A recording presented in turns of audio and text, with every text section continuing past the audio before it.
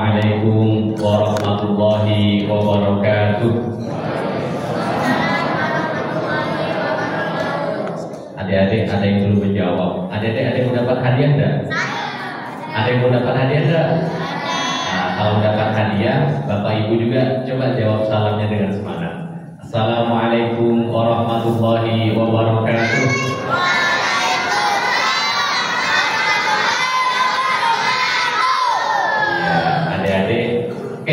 Dapat hadiahnya dari Allah Subhanahu wa Ta'ala. Betul Pak ya, betul Bu ya. Kalau mengucapkan salam itu sunnah, menjawab salam itu wajib. Jadi kalau kita mengucapkan salam otomatis dapat pahala. Kalau menjawab salam otomatis dapat pahala. Sudah adik-adik ya, selesai pahalanya, hadiahnya. Kalau mau dapat hadiah yang merah-merah itu nanti terakhir dari Pak Muin hadiahnya, biar disiapkan dulu sama Pak Muin.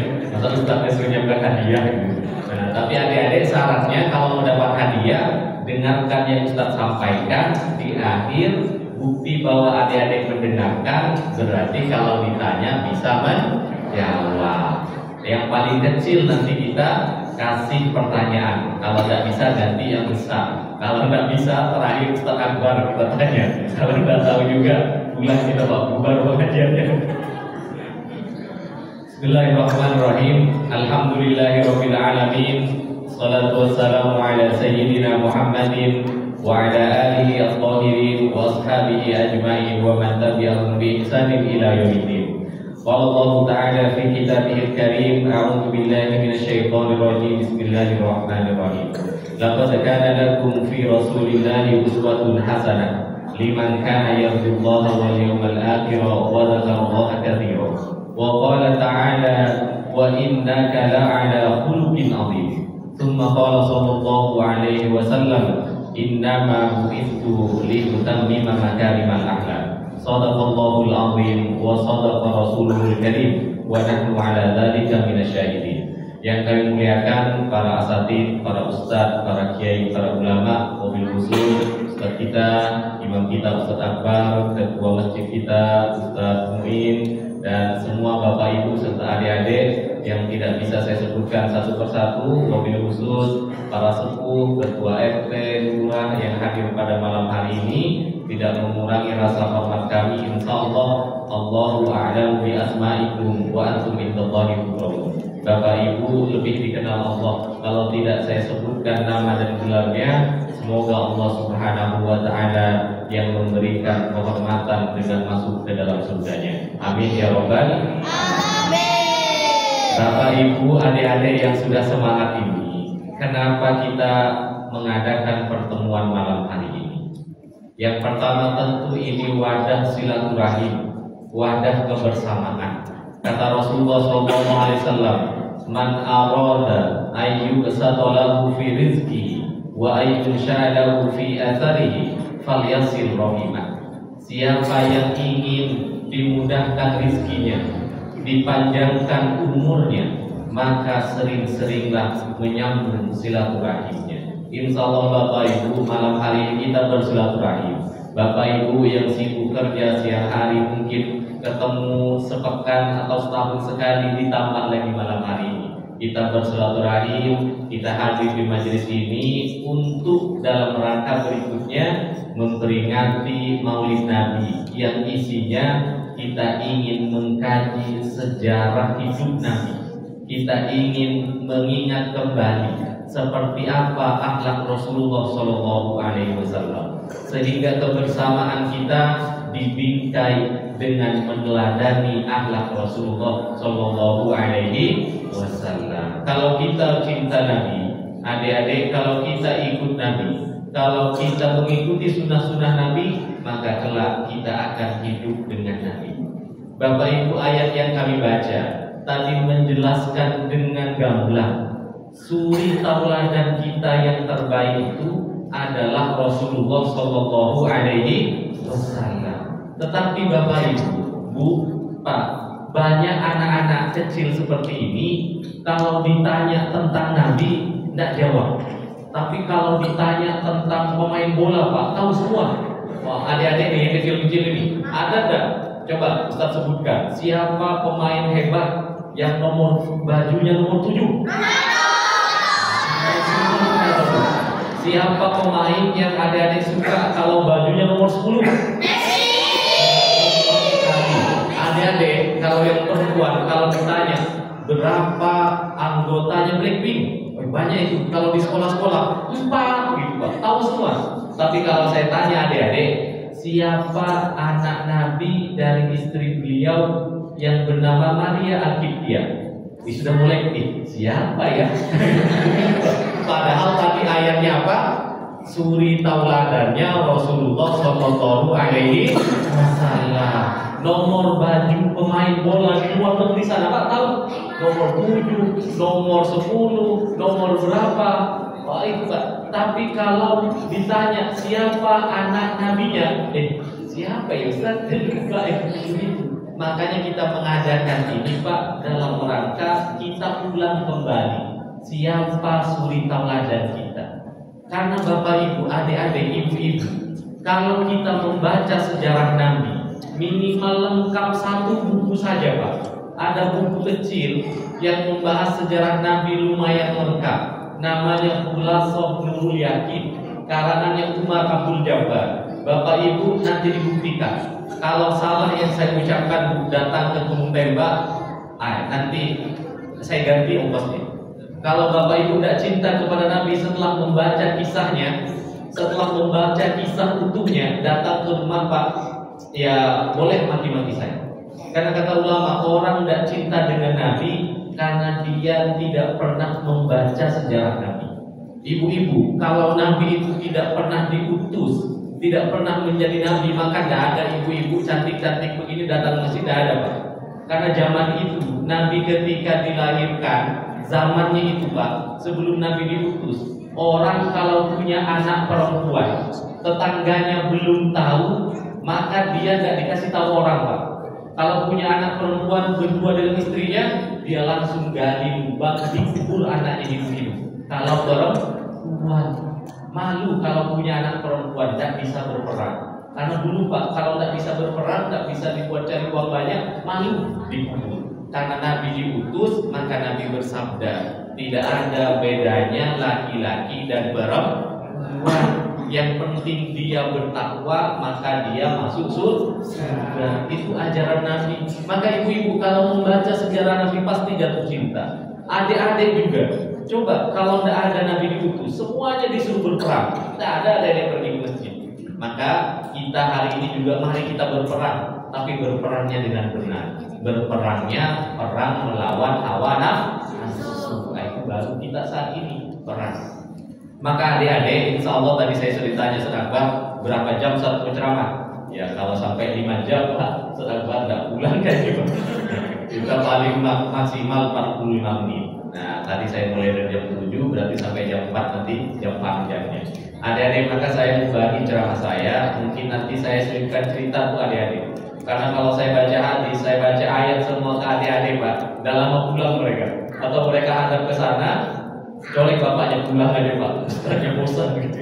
Nah, adik-adik nanti untuk adik-adik Ustaz cerita. Untuk bapak-bapak, ibu-ibu, Ustaz ingin menyampaikan inti dari ajaran akhlak Rasulullah SAW.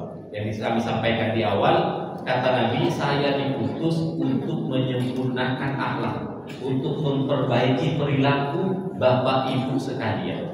Adik-adik, Rasulullah SAW itu kapan lahirnya, Dek? Kapan Nabi itu lahir? Ada 19 Rabiul Awal. Nabi itu adik-adik di dalam kitab Khulasatul Nurul Yakin atau Rabiul Maktum, Nabi itu lahir hari Senin, tanggal 12 bulan Rabiul Awal tahun Gajah. Nah, nanti ingat ya, di akhir Ustaz tanya. Adik-adik, Nabi Muhammad itu lahir, Bapak Ibu, saya mau cerita dulu sampai mungkin nanti 20 menit. Nabi Muhammad itu lahir dalam keadaan yatim, Bapak Ibu. Adik-adik, Nabi Muhammad lahir dalam keadaan yatim. Apa hikmahnya Ustaz? Adik-adik jangan mengganggu anak yatim. Bapak Ibu jangan meninggalkan anak yatim. Karena Nabi kita lahir dalam keadaan yatim. Kalau ada anak yatim dirawat, Pak. Kalau ada anak yatim dirawat, Bu, sama dengan merawat Nabi. Kok begitu, Ustaz? Di dalam hadis sahih riwayat Muslim ada apa kata Nabi? Ana wa kafilul yatim hakata. Saya dan orang yang merawat anak yatim seperti ini fil jannah. Di dalam surga dekat sekali, Pak. Maka adik-adik, kalau ada anak yatim dikasih sayang, diberikan kasih sayang. Ibu-ibu kalau ada anak yatim dirawat. Tapi mohon maaf, Pak, mohon maaf. Anak yatim kalau sekarang biasanya pahalanya besar, ujiannya besar juga. Merawat anak yatim itu terkadang, Pak, mudah-mudah susah, gitu ya. Kenapa? Ya memang karena pahalanya besar. Tapi hati-hati dengan anak yatim, Pak. Karena menyakiti anak yatim seperti menyakiti Nabi. Merawat anak yatim kelak duduk bersama Nabi. Itu pertama, Dedek. Nabi lahir dalam keadaan yatim, kemudian diambil ibunya umur 4 hari sesuai dengan tradisi orang Arab saat itu, dititipkan ke suatu kabilah yang kalau memberikan ASI itu banyak. Maka Nabi adik-adik dititipkan kepada siapa? Halimatus Sa'diyah selama berapa? 4 tahun. Berapa tahun bersama Halimatus Sa'diyah adik-adik? 4 tahun. Adik-adik setelah 4 tahun diambil ibunya, dirawat ibunya sampai umur 6 tahun. Ketika umur 6 tahun, ibunya mengajak, ibunya Nabi itu adik-adik namanya Fatimah binti Wahab. Siapa namanya? Salah apa benar? Salah, benar. Namanya siapa? Aminah binti Wahab. Siapa namanya? Aminah binti Wahab. Untung belum ada hadiahnya. Coba ada sudah salah itu. Nah, sedangkan bapaknya adik-adik, siapa nama bapaknya? Abdul Muttalib. Itu nama bapaknya Abdul Muttalib. Siapa nama bapaknya? Abdullah bin Abdul Muttalib. Jadi Nabi Muhammad itu Muhammad bin Abdullah bin Abdul Muttalib. Adik-adik dirawat ibunya ketika umur 6 tahun, ibunya rindu kepada bapaknya. Maka oleh Siti Aminah diajak menjenguk kuburan makam bapaknya. Di tengah jalan ibunya sakit dan wafat. Dalam umur berapa? 6 tahun. Kemudian dirawat oleh kakeknya 2 tahun saja. Kenapa? Karena kakeknya itu sayangnya luar biasa sama dengan bapak-bapak ibu-ibu ini. Kalau ada anaknya minta uang, Bu minta uang, tunggu dulu, kemarin baru dikasih. Coba cucunya yang minta uang, nih minta uang, cucuku langsung dikasih, gitu ya. Biasanya kalau anak kecil minta permen ke ibunya, langsung dikasih, Pak. Jangan permen terus, rusak giginya. Tapi kalau sudah minta sama neneknya dan ada ibunya, ini permen lah, jangan kasih tahu sama mamamu ya. Kalau nenek yang kasih, nah begitu. Sama dengan Nabi Muhammad, sama kakeknya itu disayang banget. Maka Allah berkeinginan lain. Umur 8 tahun, 2 tahun dengan kakeknya wafat. Maka dirawat oleh pamannya. Paman itu sama dengan ayah, sama dengan umumnya bapak-bapak ini, Pak. Kalau bapak-bapak ketemu anaknya itu jarang ya, sayang, ayah kesini sayang, jarang yang begitu. Adanya itu. Nanti kalau anaknya pulang jam 9 harus di rumah. Subuh, ayo ke masjid, sudah subuh. Begini. Kalau bapak-bapak itu umumnya yang merah-merah, yang putih-putih. Kalau ibu-ibu itu tidak tega. Tapi itu bukan karena tidak sayang.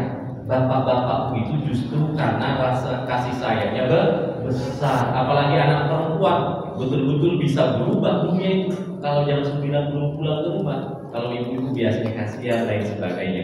Maka Nabi Muhammad sama seperti bapak umumnya itu, pamannya ingin Nabi Muhammad tumbuh menjadi pemuda yang tangguh dan mandiri. Sehingga Nabi Muhammad itu ketika dirawat pamannya diajarin berjualan, diajarin mengembala kambing. Maka pada umur 13 tahun, umur berapa adik-adik?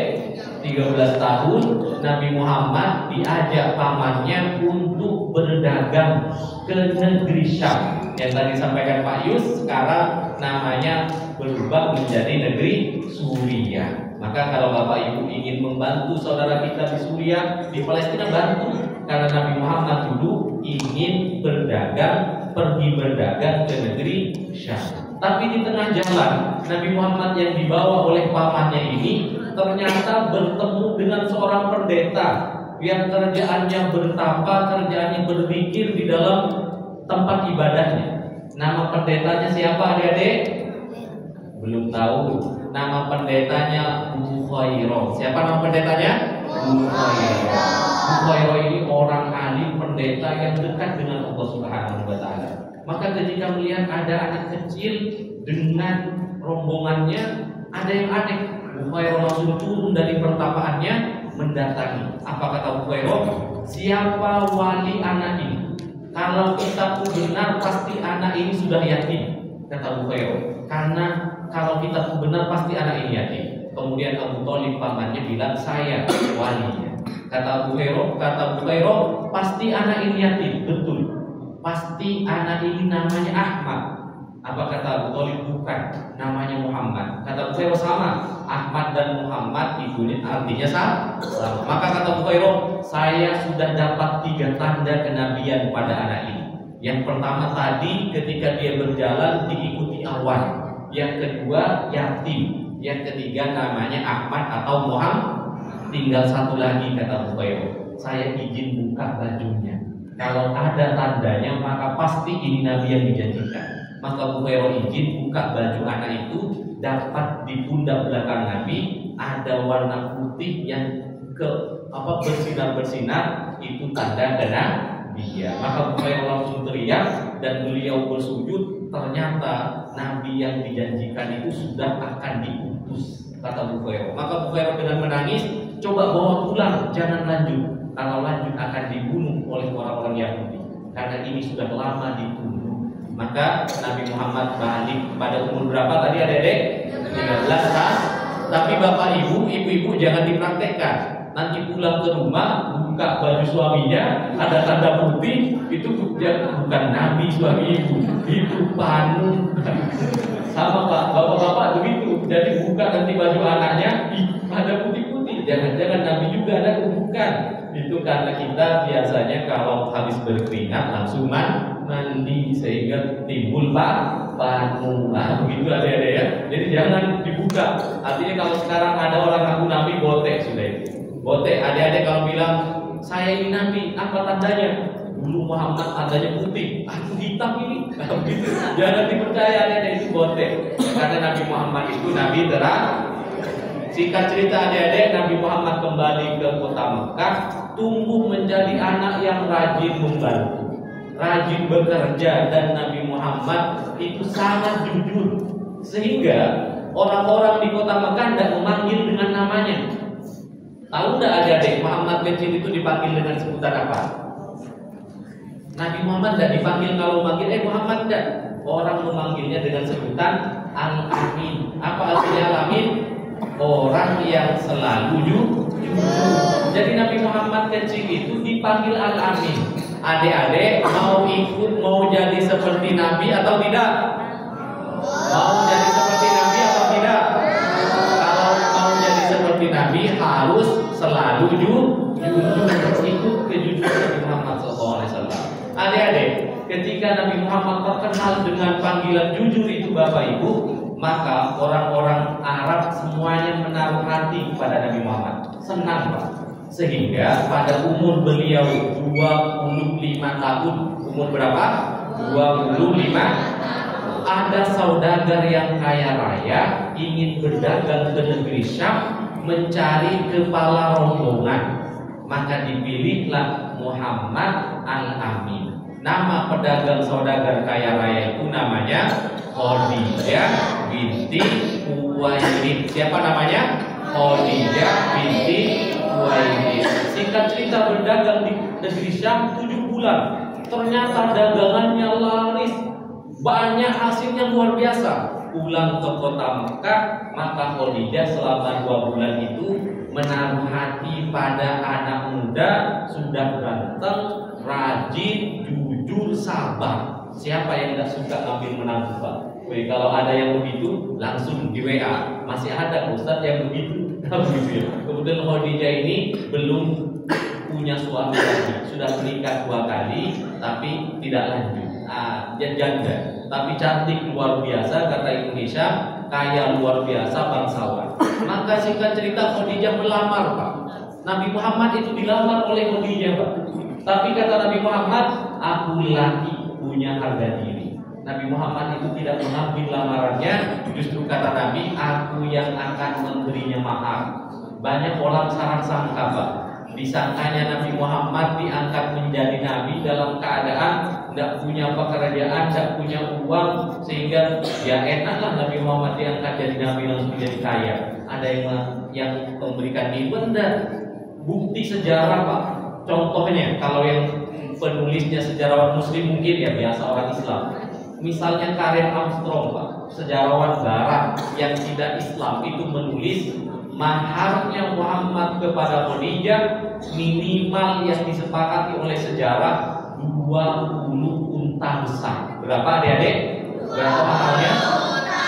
Kalau kita lihat di YouTube, Pak, di Google sekarang, satu unta besar itu 80 sampai 100 juta. Kalau 20 berarti berapa adik-adik? 2 miliar. Orang yang ngasih uang panai 2 miliar orang kaya apa orang miskin, Bu? Orang kaya apa orang miskin, Bu? Orang kaya. Nabi Muhammad itu kaya ketika menikah dengan Khadijah. Maka singkat cerita Khadijah menikah dengan Nabi Muhammad. Berapa umurnya Nabi Muhammad adik-adik? Berapa umurnya Khadijah? 40, dan beliau dikaruniai 6 orang anak dengan Khadijah. Siapa namanya? Qasim, Abdullah, Fatimah, siapa? Zainab, Ummi Ruqayyah, Ummi Kalsum. Ada berapa? Ada. Nanti beliau menikah dengan perempuan yang ditunjukkan oleh Allah beberapa kali. Tapi terakhir beliau punya anak dengan istri beliau yang dikirim oleh Raja Mesir, namanya Maria Al-Qibtiyah. Nama anaknya siapa? Sayyidina Ibrahim, yang meninggal 2 tahun atau 18 bulan sebelum Nabi wafat. Maka Nabi sangat sedih. Itu kisahnya, Nabi meneteskan air mata ketika menguburkan orang. Anak laki-laki terakhir meninggal dalam usia 17 atau 18 bulan. 17 bulan juga sebelum Nabi wafat. Ketika beliau mengkafani sendiri, mensolati sendiri, menguburkan sendiri, maka beliau meneteskan air mata. Kata sahabat, engkau ini Nabi, masa anaknya wafat kok menangis? Apa kata Nabi? Ini bukan air mata tidak rela, ini namanya air mata kasih sayang. Wajar kalau ada bapak ibu ditinggal anaknya meneteskan air mata. Singkat cerita adik-adik, kemudian Nabi Muhammad, berjalannya waktu Nabi Muhammad adik-adik itu tambah terkenal menjadi orang yang paling bisa dipercaya. Maka adik-adik, bapak ibu, ini sudah mulai bapak ibu, pada umur beliau 35 tahun. Umur berapa adik-adik? Ada kejadian di kota Mekah, orang-orang memperbaiki struktur Ka'bah. Kemudian Hajar Aswad, batu dari surga itu, dipindahkan dari tempatnya dan orang Arab berebut untuk mengembalikan. Sehingga semua kabilah Arab mau berperang. Siapa yang berdiri terakhir, dia yang berhak mengangkat batu itu ke tempatnya. Karena karakternya orang Arab itu keras, Pak. Beda dengan orang Indonesia. Kalau sudah punya keinginan, tidak bisa ditawar-tawar itu, Pak. Kalau bapak ibu ke Masjidil Haram, ada tempatnya orang Arab, bapak ibu geser, bisa kelahi, Pak. Beda dengan orang Indonesia. Biarpun kita digeser banyak, paling kita silahkan. Orang Arab tidak ada begitu. Tetapi untung pamannya Nabi, untuk keluarganya Nabi saat itu, Abu Thalib punya inisiatif. Kata pamannya, kalau begitu habis kita mati semua nanti, coba kita berunding saja. Kita buat sayembara. Apa sayembaranya? Siapa besok yang pertama kali masuk masjid, dia yang berhak angkat batu. Ternyata setuju semua, Pak. Semua kepala suku tinggal di peruntuhan Ka'bah, bermalam di situ. Pagi-pagi ternyata yang masuk ke pelataran haram pertama adalah Muhammad SAW. Maka orang-orang sepakat teriak, ana muwafiq, ana muwafiq, ana muwafiq. Li'annahu al-amin. Saya setuju kalau dia yang ngangkat, karena dia ini orangnya yang paling bisa dipercaya di antara kita. Maka Nabi Muhammad Bapak Ibu dipercaya mengangkat Hajar Aswad. Tapi beliau ternyata tidak egois, Pak. Itu yang mau kita ambil pelajaran. Beliau tidak egois, Pak. Punya kesempatan jadi ketua, tidak semena-mena. Apa yang beliau lakukan? Beliau gelar sejadahnya, semua suku, semua kabilah disuruh pegang ujungnya. Beliau angkat batunya, barang-barang orang Arab meletakkan Hajar Aswad. Nah, apa yang mau kita ambil pelajaran hidup bermasyarakat ini? Jangan egois, jangan mau menang sendiri. Nabi Muhammad sudah mencontohkan itu. Adik-adik, waktu berlalu ketika beliau mau menjelang 40 tahun. Umur berapa? Menjelang 40 tahun. Kehidupan orang Arab tambah parah. Orang yang kalau membunuh anak perempuannya tidak malu-malu lagi. Orang kalau ada perselisihan langsung berperang. Maka Nabi Muhammad khawatir tidak mau berteman dengan orang-orang begini. Nabi Muhammad adik-adik beruzlah menyendiri di Gua Hiro. Ketika umur 40 tahun datanglah wahyu. Umur berapa wahyu pertama datang? 40 tahun. Siapa yang tahu surah apa yang pertama turun? Surah Al-Alaq. Apa bunyi ayatnya? Iqra bismi rabbikal ladzi khalaq. Siapa yang turun di ayat kedua, surah kedua yang turun, siapa yang tahu? Nah, sudah mulai nih surah apa namanya? Al-Qalam. Al-Qalam. Surah ketiga apa namanya? Surah Al-Muzammil. Surah keempat apa namanya? Surah Al-Muddatsir. Surah kelima apa namanya? Surah Al-Fatihah. Sampai nanti kalau kita urut sampai surah 114. Nanti yang mau bertanya surah pertama, surah kedua. Yang lain Ustaz, ambil buku, ada namanya buku Al-Itqan fi Ulumil Quran karangan Imam Asyuyuti, menjelaskan tentang turun-turunnya ayat dan surah. Nah, itu adik-adik baca sendiri, waktunya tidak cukup. Maka adik-adik umur 40 tahun Nabi Muhammad dapat wahyu. Beliau disuruh berdakwah. Dakwah Nabi bisa kita bagi 3 fase. Berapa fase? 3. Dakwah sembunyi-sembunyi 3 tahun. Dakwah terang-terangan 10 tahun. Semuanya di kota Makkah. Diusir dari Mekah pada tahun ke-13 kenabian, Nabi hijrah ke kota Yasrib. Yasrib itu nanti dirubah menjadi kota Madinah. Kenapa dirubah jadi kota Madinah? Kota yang menunjukkan bisa hidup bersama. Karena ada namanya Piagam Madinah. Isi Piagam Madinah itu yang pertama, orang Islam satu. Yang kedua, hak beribadah dijamin. Mau Islam silahkan, mau Muslim silahkan, tidak ada perbedaan.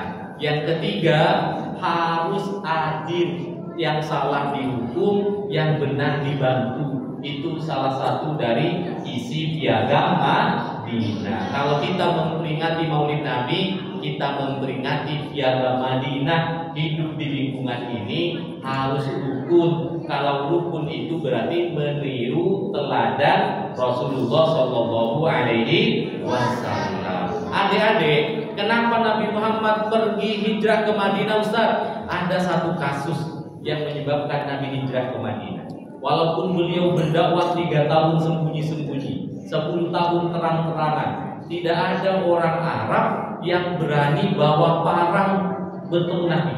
Kenapa? Ada istrinya yang seorang bangsawan, ada pamannya kepala suku. Kata Abu Thalib, saya memang tidak beriman kepada Muhammad, sama dengan kalian tidak beriman. Tapi kalian boleh tidak setuju, jangan coba-coba mau membunuh Muhammad. Kalau sampai ada yang membunuh Muhammad, akan berperang dengan kabilah. Maka itu tidak ada orang berani bawa pedang, Pak. Tidak ada orang berani bawa pedang. Ketika tahun ke-10 atau 7 tahun berdakwah terang-terangan, Nabi Muhammad 10 dari kenabian, Nabi Muhammad ditinggal oleh istri dan pamannya. Tahun berapa adik-adik? 10 dari kenabian, ditinggal wafat oleh istri dan paman. Ini dikenal dengan nama Amul Husni. Apa namanya? Amul Husni. Bahasa Indonesianya tahun kesedihan. Sama Pak, bukan hanya kita. Nabi Muhammad kalau ditinggal istri itu remuk redam juga Pak. Nabi Muhammad ditinggal pasangannya juga hatinya bergoncang. Maka kalau ada orang biasa datang ke masjid ini bajunya kesetrika, pakaiannya rapi, kemudian istrinya wafat, mungkin besok itu sudah tidak seragam lagi Pak. Bajunya tidak disetrika, pakaiannya aut-autan, ditinggal istri memang begitu berat Pak. Nah, sama dengan Nabi Muhammad, belum selesai istrinya wafat, 2 bulan kemudian pamannya wafat. Ini dikenal dengan tahun kesedihan. Maka Nabi Muhammad memutuskan minta perlindungan ke orang-orang Taif. Taif itu memang unik. Dia ada di tengah jazirah Arab, tapi kayak di Indonesia Pak. Kebun-kebunnya hijau, suasananya dingin, ada sungai, walaupun batu-batu juga. Dan Nabi Muhammad berpikir orang sana berpendidikan, saya minta perlindungan ke Taif. Apa yang terjadi? Ketika mau masuk ke Taif, orang Taif sudah pegang batu semua, ada di atas gunung yang kalau kita nanti Allah takdirkan ke sana datang Pak. Kalau bisa umroh datang ke Taif. Nanti gunung yang paling besar di lembah Taif, di situ orang-orang Arab Pak pegang batu, pegang kotoran unta yang sudah kering, dilempar Nabi Muhammad dari atas batu, dari atas bukit, pakai batu, pakai kotoran unta kering. Adik-adik, Nabi Muhammad pergi ke Taif dengan anak angkat beliau. Nama anak angkatnya siapa? Zaid bin Harisah. Siapa nama anak angkatnya? Zaid bin Harisah. Adik-adik, Zaid ini sahabat itu kalau Nabi Muhammad sakit tidak bisa terima, maka Zaid ini pasang badan, dilempar badannya, kena kepala Zaid, kena badannya, pingsan Zaid. Nabi Muhammad dilempar Pak dengan batu bercucuran darahnya. Saking sedihnya cerita itu, para malaikat tidak terima Pak. Para malaikat turun, ini semua di kitab sejarah dimuat Pak. Di dalam Rahibul Marhum karangan Saifur Rahman Al-Barakuri misalnya, dituliskan dengan sangat jelas kayak kita bisa melihat Nabi Muhammad itu kesakitan, dipegang kepalanya, darah bercucuran. Malaikat berkata, wahai Muhammad, Allah memberikanku perintah, apa yang engkau ucapkan lakukan. Kalau engkau mau balik lembah Taif ini di atas jadi ke bawah. Apa kata Nabi Muhammad Pak? Jangan. Fa innahum qaumun la ya'lamun. Mereka kaumku hanya saja belum tahu. Justru Nabi Muhammad berlindung. Tempatnya masih ada Pak, diabadikan, diberi tanda oleh pemerintah Arab Saudi. Namanya Masjid Qud. Nabi Muhammad meletakkan sikunya di situ. Kemudian Nabi Muhammad berdoa, ya Allah, semoga anak keturunan orang-orang Taif kelak beriman dan jadi orang yang berakhlak mulia. Maka Bapak Ibu, hari ini tidak ada orang yang lebih lembut akhlaknya melainkan orang Taif. Kalau Bapak Ibu ke Taif beli buah-buahan, lupa bawa uang, insya Allah gratis Pak orang Taif. Tidak kayak orang Arab pada umumnya. Apa sebabnya? Doa Nabi Muhammad. Ustaz, apa pelajarannya? Ibu-ibu kalau ada anaknya agak nakal, jangan ngomong sembarangan, jangan doakan doakan tuh kalau anaknya dikasih tahu tidak mau, nah piring kotornya dicuci, tidak dicuci, langsung ibu berdoa, ya Allah semoga anakku kelak jadi presiden. Begitu doanya. Tapi kalau sudah kebangetan nakalnya sambil tangannya taruh di paha, nah baru semoga jadi presiden, nggak boleh begitu. Nah, daripada menyampaikan yang tidak. Karena Pak, doa Nabi Muhammad merubah orang Taif jadi orang baik. Nah, maka Nabi Muhammad, Bapak Ibu, singkat cerita, tahun keberapa? 13 dari kenabian, Nabi Muhammad memutuskan hijrah ke kota Yatsrib. Akhirnya berubah ke kota Madinah. Diusir Nabi Muhammad dari kotanya. Adik-adik, yang mengusir bukan siapa, yang mengusir itu pamannya, yang mengusir itu sepupunya yang ikut memerangi itu menantunya. Betapa sakitnya hati ketika Nabi Muhammad di kota Yasrib, di kota Madinah, sudah hampir Nabi Muhammad 8 tahun di sana. Maka Nabi Muhammad SAW punya banyak pasukan, kemudian kembali ke Mekah menaklukkan kota Mekah. Orang-orang Mekah itu semuanya khawatir dibunuh kita sama Muhammad dan pasukannya, kan kita mengusirnya. Tetapi apa yang terjadi Bapak Ibu? Nabi Muhammad berubah. Siapa yang mau Islam silahkan, siapa yang tidak mau itu haknya. Yang mau damai tinggal di rumahnya, yang mau berperang di luar kota dengan kami. Semuanya kami maafkan. Maka orang-orang menangis Bapak Ibu, semuanya masuk Islam. Itu yang digambarkan di surat Al-Fatih. Semuanya masuk Islam. Maka Nabi Muhammad kembali ke kota Madinah. 2 tahun berikutnya umur beliau 63 tahun.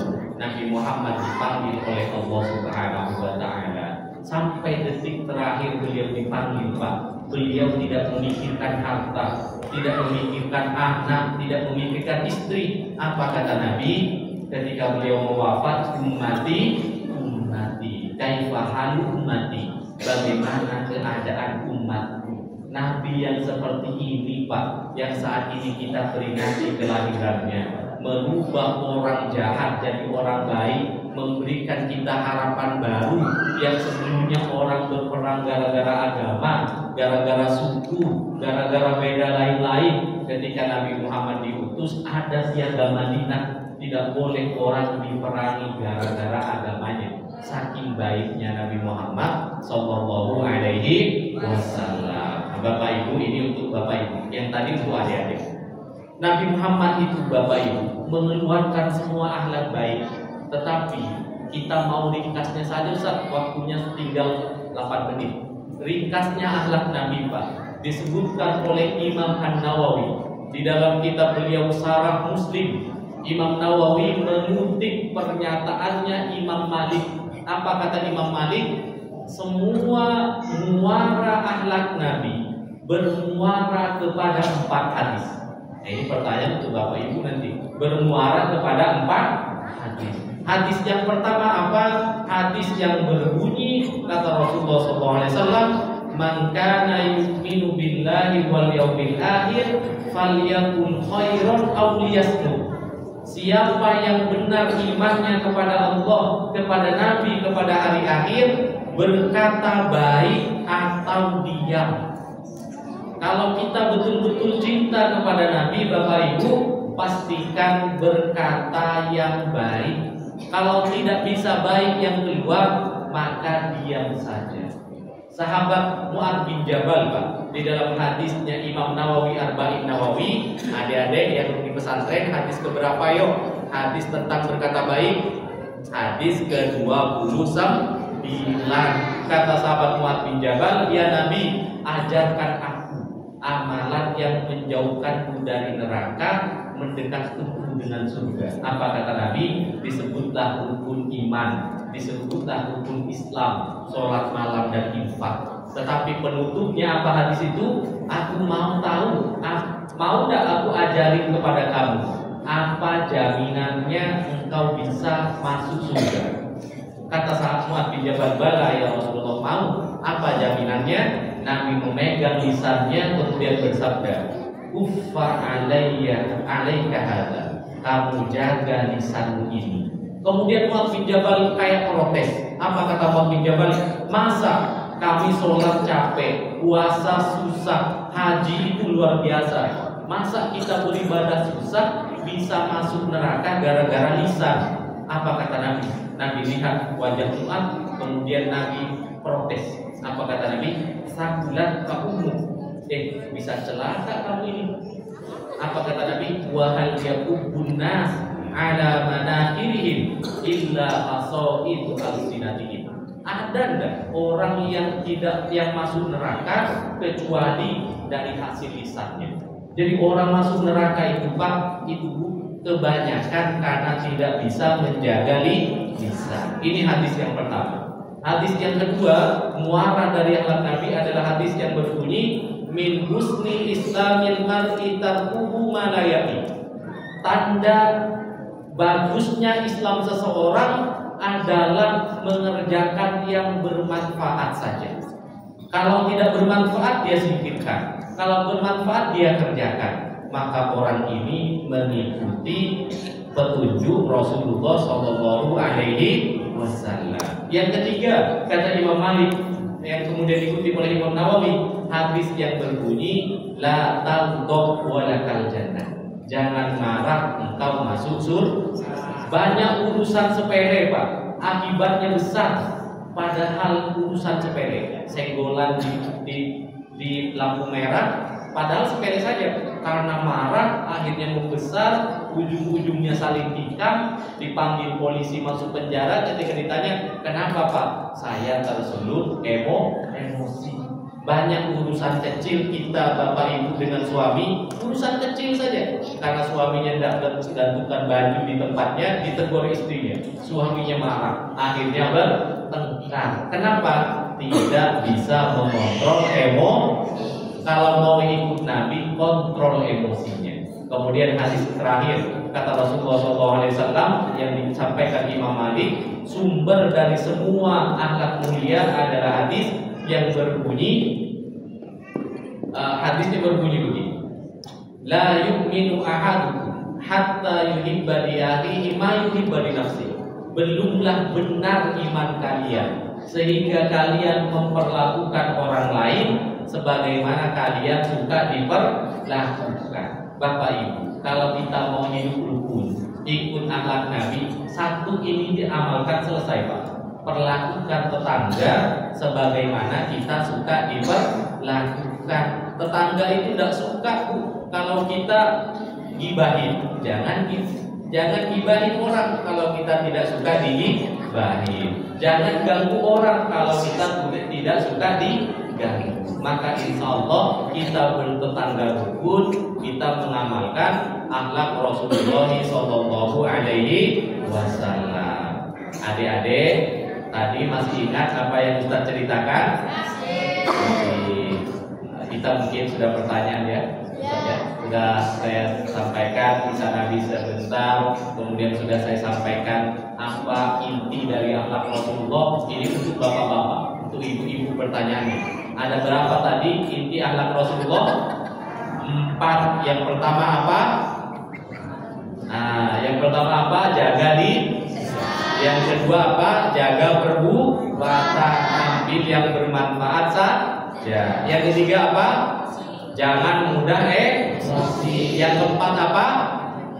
Perlakukan orang lain dengan baik. Kita suka diperlakukan dengan baik. Nah itu yang Ustaz menanyakan nih.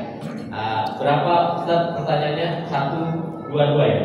2 laki-laki, 2 perempuan, 2 ikhwan, 2 akhwat. Nah adik-adik siap dengan pertanyaan? Siap.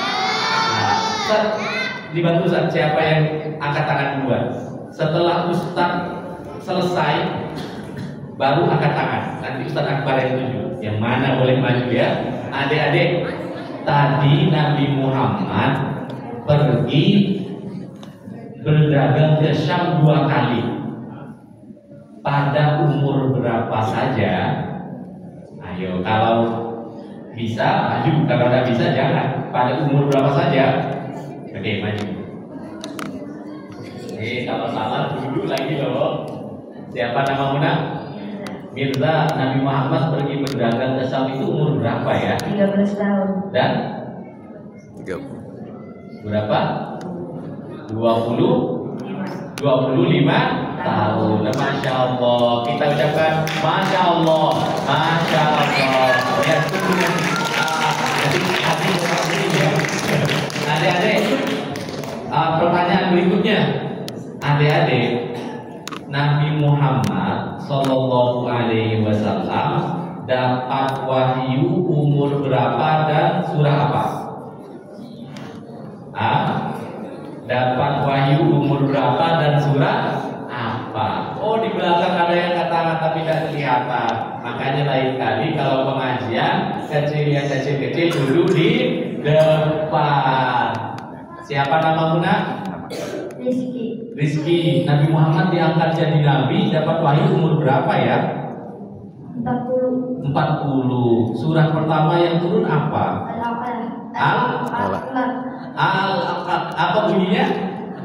Iqra. Ya, masya Allah. Bunyinya sama, cuman anunya kurang fasih. Namanya al-ayat. Benar apa salah? Benar. Nanti dapat hadiah. Sekarang yang adik-adik, yang cewek-cewek. Adik-adik, Nabi Muhammad SAW tadi pergi ke kota Taif, ditemenin sama siapa? Ya, ditemenin sama siapa? Siapa nama Una? Zahra. Nabi Muhammad pergi ke kota Taif, ditemenin siapa Zahra? Siapa ya? Ditemenin Zaid bin Harisa atau Zaid bin Harisa. Saya anggap Zaid bin Harisa. Itu di kota Taif. Masya Allah. Namanya Zahra, Ustaz. Oke. Satu lagi ya, adik-adik.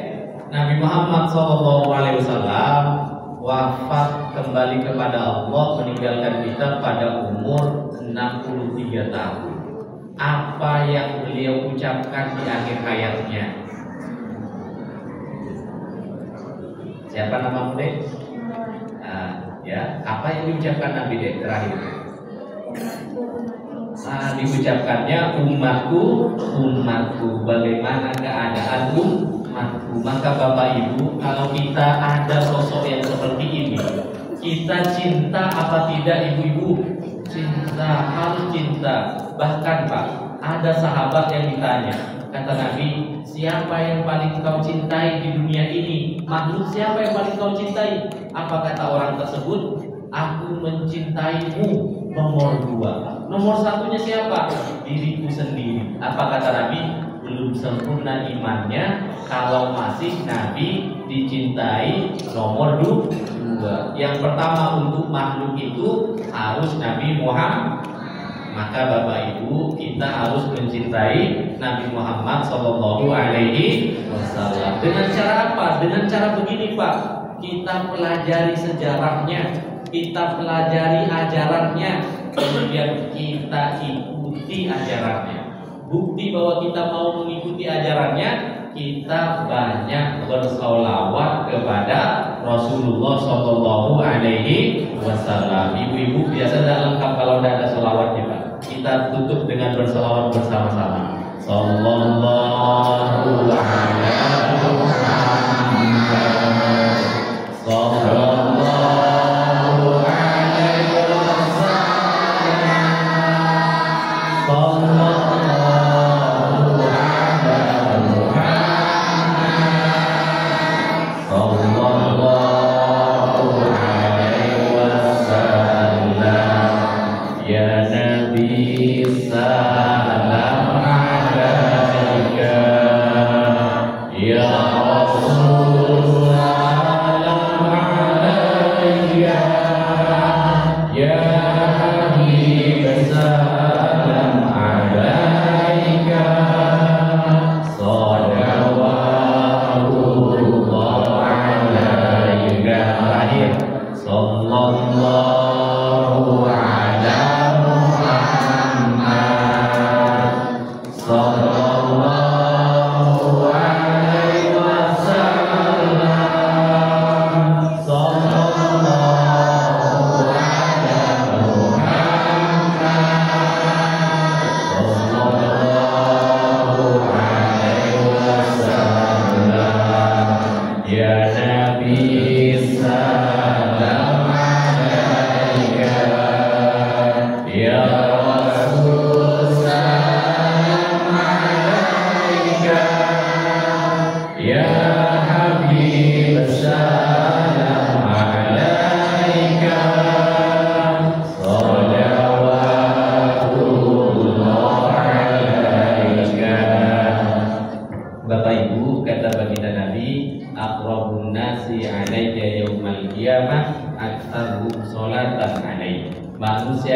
paling dekat kepadaku di hari kiamat manusia yang paling banyak bersolawat. Maka Bapak Ibu ajarin anak kita banyak bersolawat, khususnya di hari-hari Jumat, di hari-hari mulia. Mari kita akhiri pertemuan kita dengan berdoa kepada Allah Subhanahu wa taala.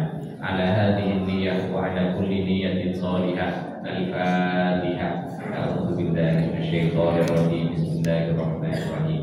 Alhamdulillahirabbil alamin arrahmanir rahim maliki yaumiddin. Iyyaka na'budu wa iyyaka nasta'in ihdinas siratal mustaqim siratal ladzina an'amta 'alaihim ghairil maghdubi 'alaihim waladdallin. Alhamdulillahirabbil alamin hamdan na'imin hamdan syakirin hamdan yuwafi ni'amahu wa yukafi mazidah.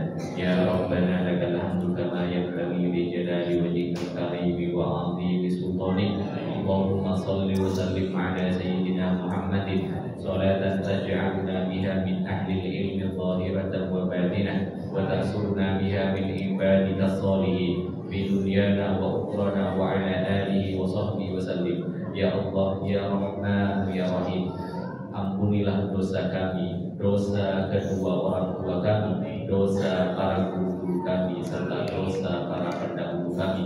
Ya Allah, ya Ghafur, ya Wasi'al Maghfirah, jika ada orang tua kami yang masih hidup, panjangkan umurnya, murahkan rezekinya, berikan mereka kehidupan yang baik di dunia, selamatkan di dalam akhiratnya. Bagi mereka yang sudah mendahului kami, ampunkan dosanya, luaskan kuburnya, selamatkan dari siksa api neraka, masukkan ke dalam surganya. Ya Allah, ya Rahman, ya Rahim, berikanlah kami anak-anak yang soleh dan solihah. Jaga keluarga kami dari segala fitnah dunia, segala fitnah akhirat. Rabbana zalamna anfusana wa in lam taghfir lana wa tarhamna lanakunanna minal khasirin. Rabbana hab lana min azwajina wa dhurriyyatina qurrata a'yunin waj'alna lil muttaqina imama. Rabbana atina fid dunya hasanah wa fil akhirati hasanah wa qina adzabannar. Wa sallallahu ala sayyidina Muhammadin walhamdulillahi rabbil alamin. Kurang lebihnya mohon dimaafkan. Allahumma fi yawmil qiyamah. Assalamualaikum warahmatullahi wabarakatuh.